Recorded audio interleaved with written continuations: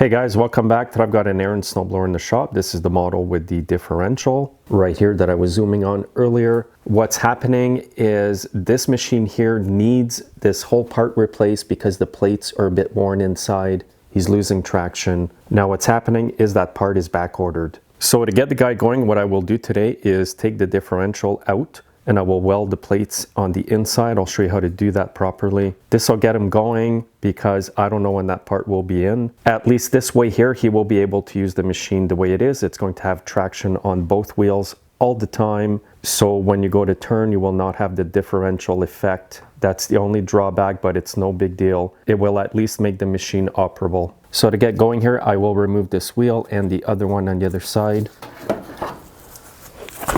This is a machine that I regularly service for the guy, so everything's coming off easily because I always put grease and anti-seize on the drive axles. And I'll get this wheel off as well. It'll make the whole process easier. Now on the right hand side here, I will remove a small clip. Once it's removed, I'll just pull the shaft out. And now what I'll do is slide this shaft out.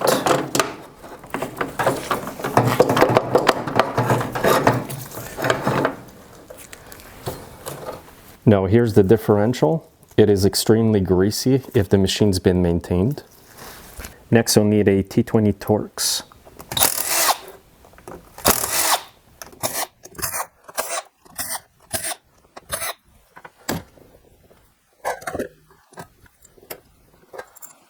Okay, now it's going to come apart. And again, if the machine's been maintained, this will be extremely greasy. So what you want to do is get this out from there. These are two pieces right here. And the reason why they're losing traction on this machine is because these gears here, or whatever ridges you want to call them, they're getting all rounded. See that? They're getting rounded. And when you go to drive and you get under load, it'll just click, like it'll just, hang on, this is so greasy here. It'll just go like this and lose traction. It's supposed to stay stuck together to give you traction. So what I need to do is weld these two plates together, and there's two of these, one on each side. And I get rid of the spring in the center here. And the gear in the middle here will stay there. Here's the other side. I'll just keep the washer to put in between. Don't need this O-ring.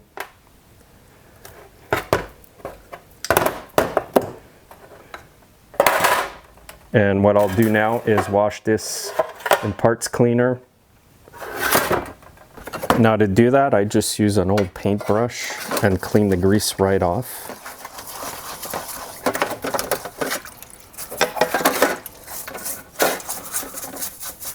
It'll just make it easier when you go to weld it. Now, no matter how good you clean these, when you weld them, they will smoke a lot.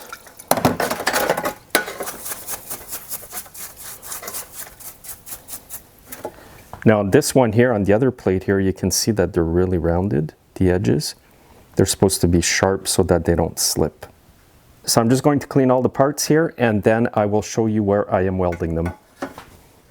Okay, so I've got the parts cleaned up here. Again, what I'm doing is welding these two plates together on both of them. And again, the welding is to prevent them from going like this all the time. And that's the clicking noise you hear in your machine when this is about to go. When you're driving straight, you will hear a click noise. Now, you will hear a click noise when you move the machine from left to right, either way. That's normal, that's just the differential working. But when you're driving straight, if you hear a clicking noise, it's because these parts are worn out. So this is where I'll be welding these, right in here. See where it separates? So I'll weld it on the inside here. I'll do that with both, and you'll notice that they're going to get smoky because there's probably some grease or oil impregnated in the metal.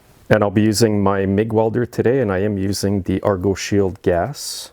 And I am using just the solid wire, no flux core. And I've got the heat set pretty high here. I just really want to get penetration in those two parts without the weld protruding too much.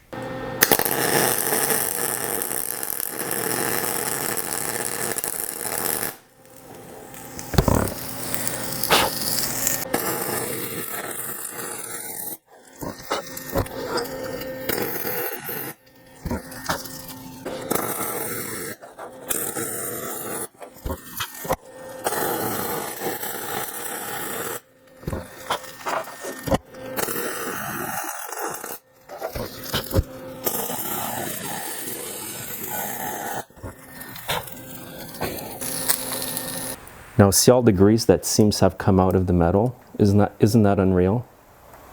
You're not going to get nice welds on this type of metal, guys, no matter how hard you try. I'm just going to cool it by throwing it in the snow.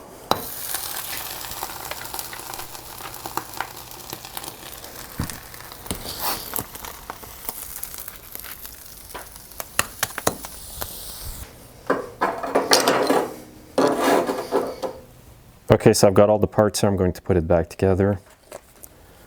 This is how it goes.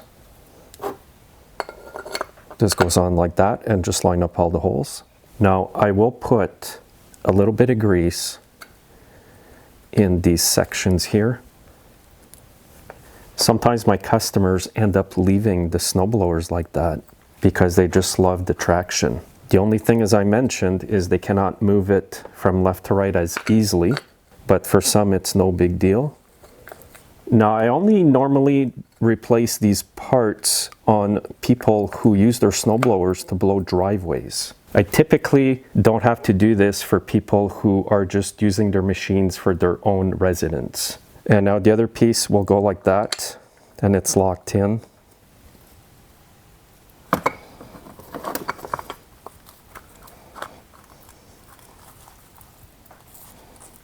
Now I'll get all the screws back in there.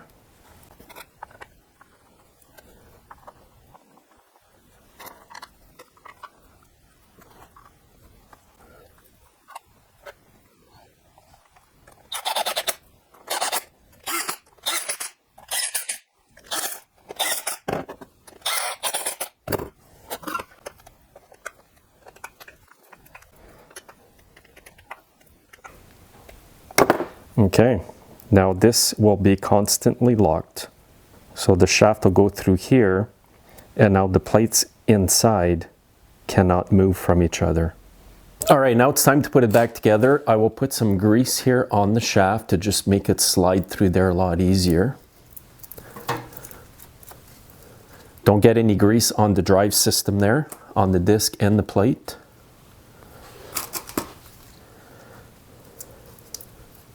Okay, let's line this up.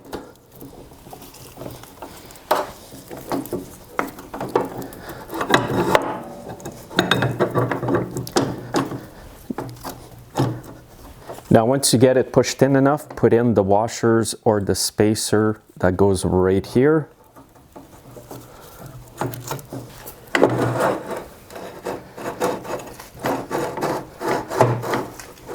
And now what you got to do is line up the splines on the shaft to this part.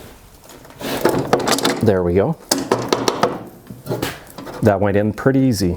Now I'm just going to throw a bit of grease here so this doesn't rust and seize. You can also put anti-seize here if you want. I've already put anti-seize on this one last fall, so I will leave it the way it is. I will put grease on the shaft that goes in there on the splines here. And then slide that in there. Now sometimes you may have to align the washers here so that the shaft gets into the splines. And I'll reinstall that clip over here. This is on the right hand side.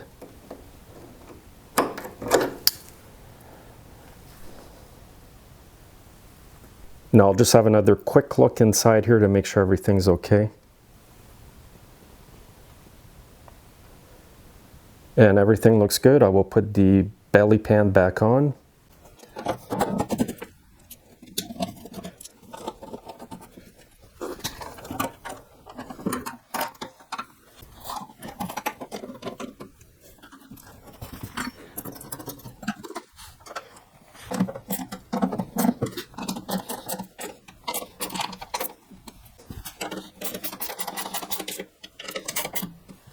Okay, let's get the wheels back on. I'm going to throw a bit of anti-seize on there. I'm using the copper one today.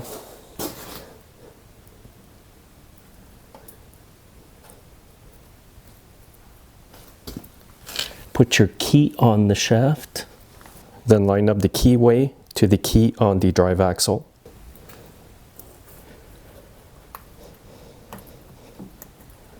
You're better to have a lot of grease on your hands, guys, than a seized wheel. As you can see, it's extremely messy.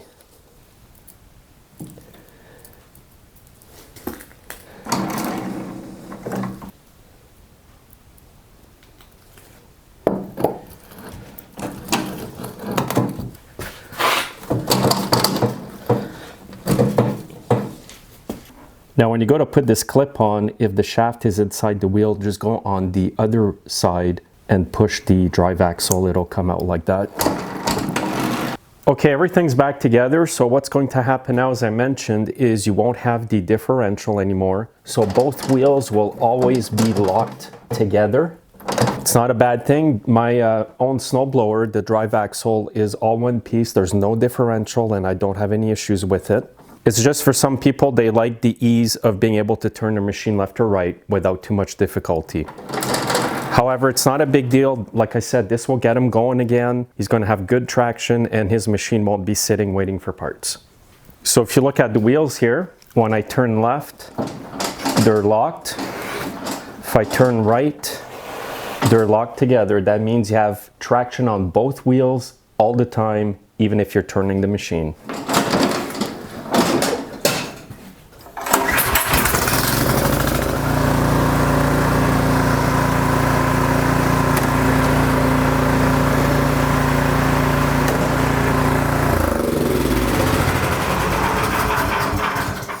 Anyway, you just saw there, I had it started. Both wheels are always turning. And if you need to do this, guys, just follow my instructions. Again, this is not a permanent repair unless the customer wants to keep it that way, not spend the money. I do recommend you get the differential just to make it easier to move the machine around. Thanks for watching, guys. I hope this video will help you if you're stuck waiting on a part. If you liked the video, please like it and share it with your friends. Have a great day, guys.